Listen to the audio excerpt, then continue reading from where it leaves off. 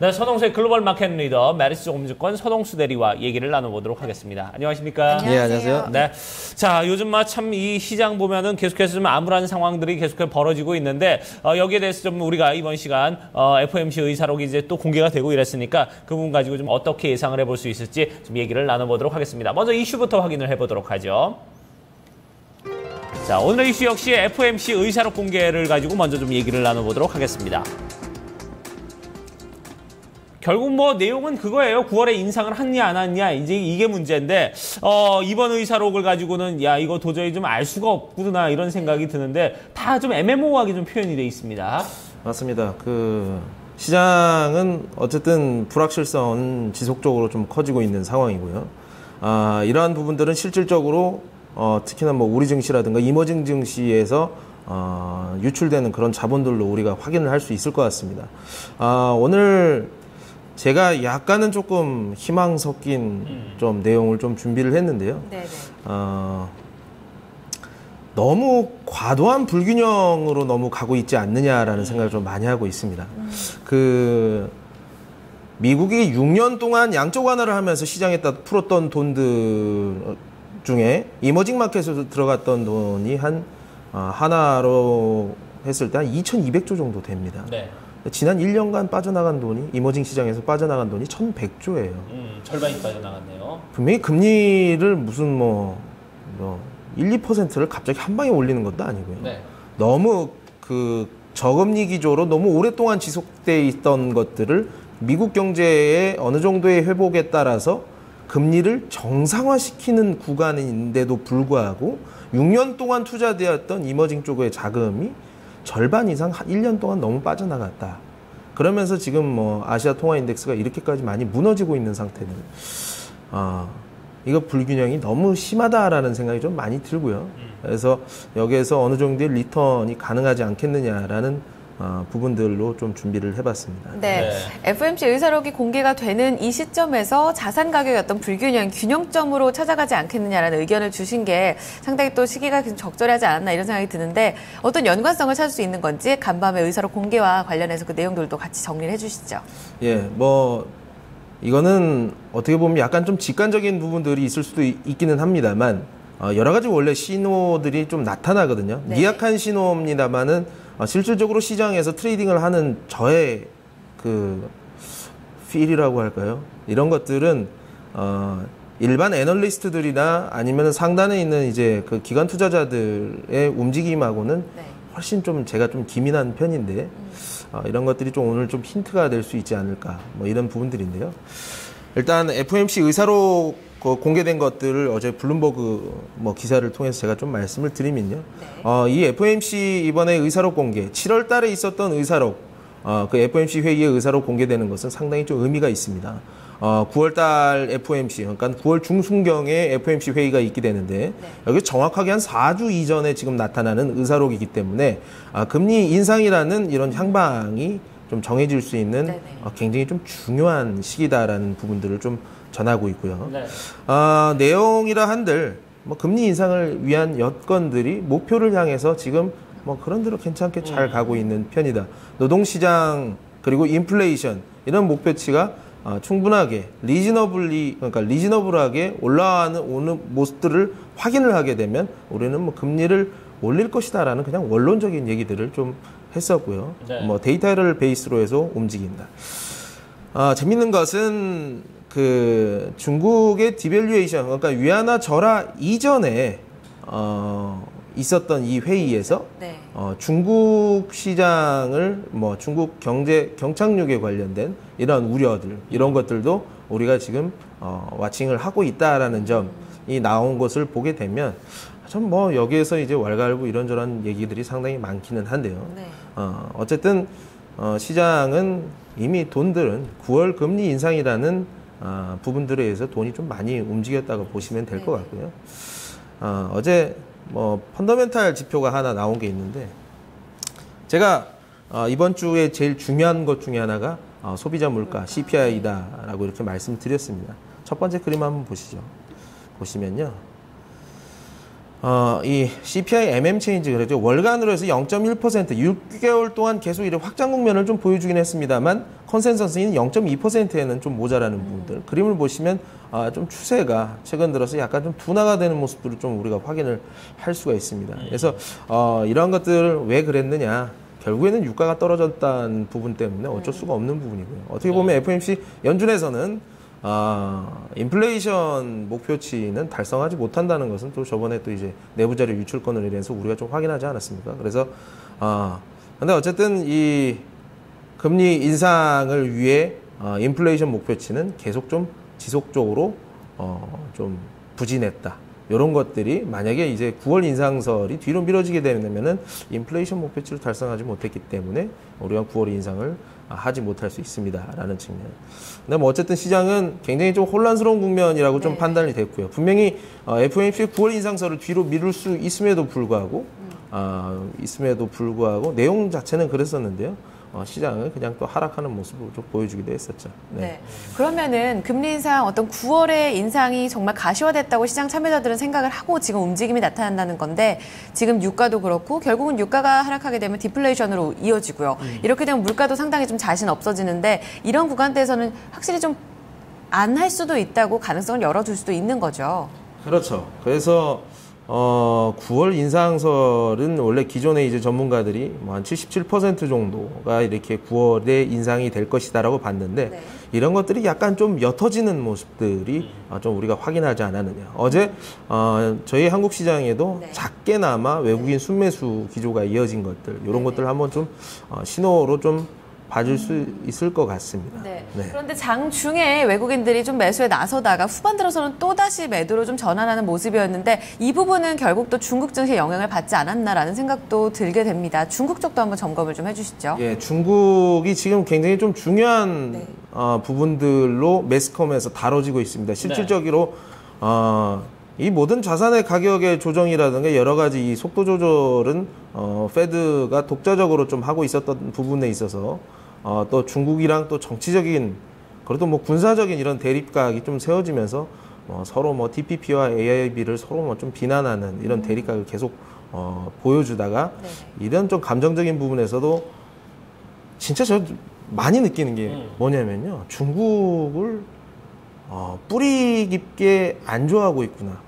그리고 이 매스컴의 언론 플레이, 네. 그 미국 자본들이 운영하고 있는 이 미국 그 국제 언론사들의 이 언론 플레이 수준 자체가 굉장히 중국은 절대 쫓아가지 못하는 수준까지 지금 있는 상황이라는 것을 상당히 좀 많이 느끼거든요. 네.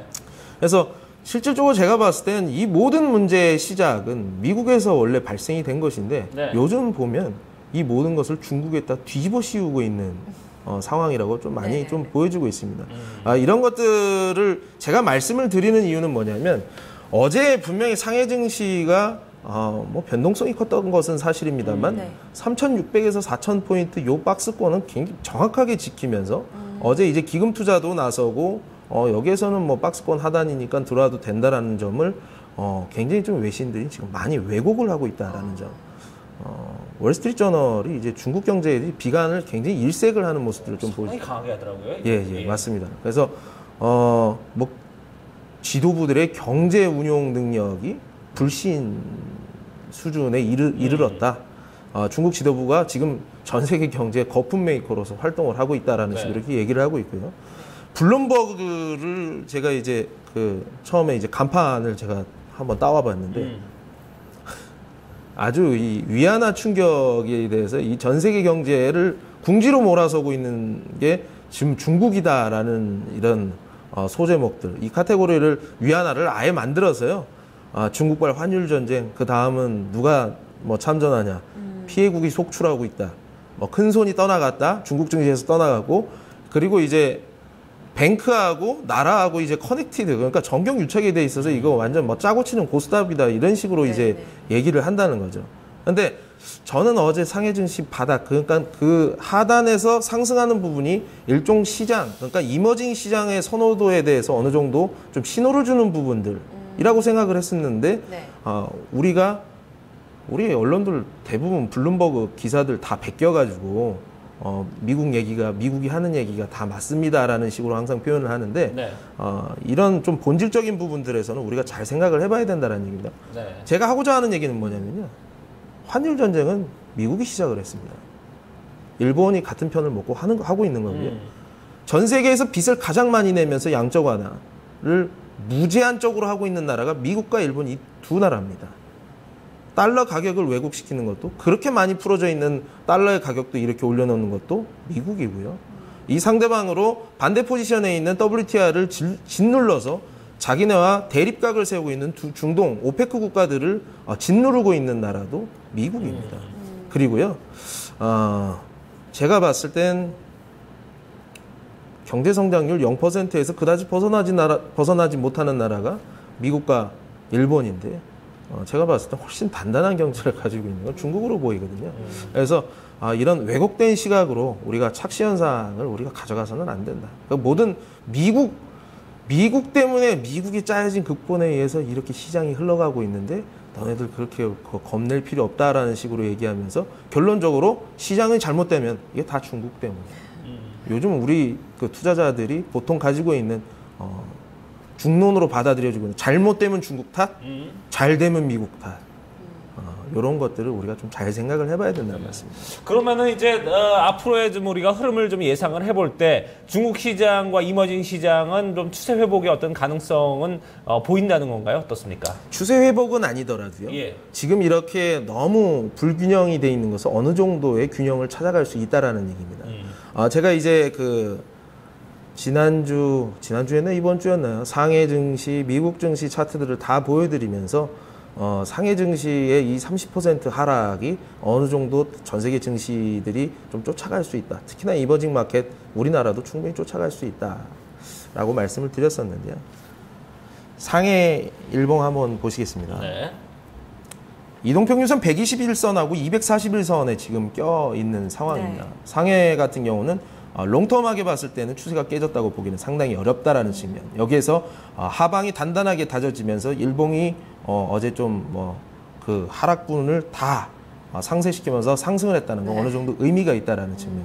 코스닥 같은 경우는 제가 상해 증시라든가 전 세계 자산 가격의 하락 대비해서 너무 높다.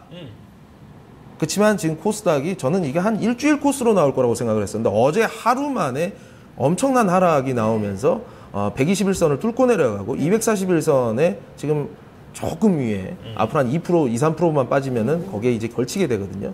그래서 요 추세는 이번에 깨지는 않을 가능성이 상당히 크지 않겠느냐. 요게 깨지는 것은 위기입니다. 위기. 그런데 많은 자산 가격들이 꺾였지만 실질적으로 지금 뭔가 잡음이 나오면서 위기가 촉발이 되었느냐. 가능성은 제가 굉장히 크다고 얘기를 했습니다만 지금 촉발은 안 됐죠. 결론적으로.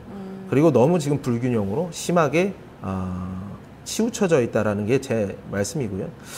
코스닥 시장이 241선을 오늘 내일 충분히 접근이 가능하다라고 보고 있는데 여기에서는 단기적이라도 기술적 반등까지도 충분히 나올 수 있는 부분들이 좀 나오지 않겠느냐라는 게 제 생각입니다. 그리고요.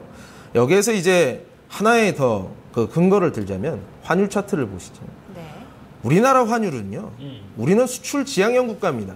우리의 원화가 약해지게 되면 수출 기업들의 채산성이 강화가 되는 나라 분명합니다. 그렇지만 1,200원에서 우리가 굉장히 강력한 저항을 항상 보여줬었거든요. 한국은행도 1,200원 정도까지는 용인할 수 있습니다.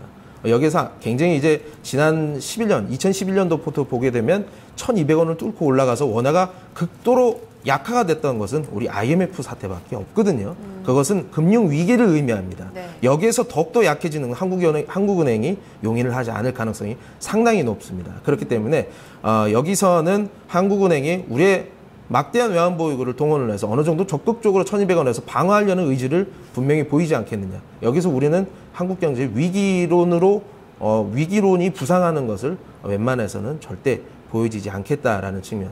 이러한 측면 때문에 한국 시장 사도 원화가 여기서 싸질 가능성 상당히 낮아 보인다.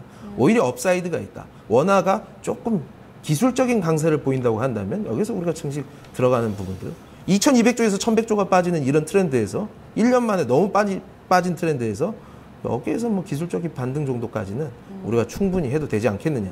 분할 매수는 충분히 가능하다. 이거는 1주에서 2주 정도를 일단 기술적 반등을 보고 이제 들어가는 코스이기 때문에 네. 충분히 감안을 하셔서 트레이딩 관점으로 접근하시기 바랍니다. 네. 오랜만에 좀 서동사님 눈빛이 달라지신 것 같습니다. 네. 그동안 갖고 있던 현금을 이제는 좀 꺼낼 때가 되지 않았을까 이런 생각이 듭니다. 하락 위험에 대해서는 꾸준히 짚어주셨는데 이 부분이 최근에 좀 과도했다는 거죠. 여기에서 되돌림 구간에 돌입했다는 그 신호를 체크해 주셨습니다. 그렇습니다. 한 1, 2주 정도의 좀 흐름을 쭉 지켜보면서 여기에 분할 매수 관점으로 좀 들어가자는 그런 의견을 보여주셨으니까 여러분들께서도 좀 참고를 하시길 바라겠습니다. 얘기 여기까지 듣도록 하겠습니다. 지금까지 메리츠증권서동수 대리와 얘기 나눠봤습니다. 고맙습니다. 네, 감사합니다. 감사합니다.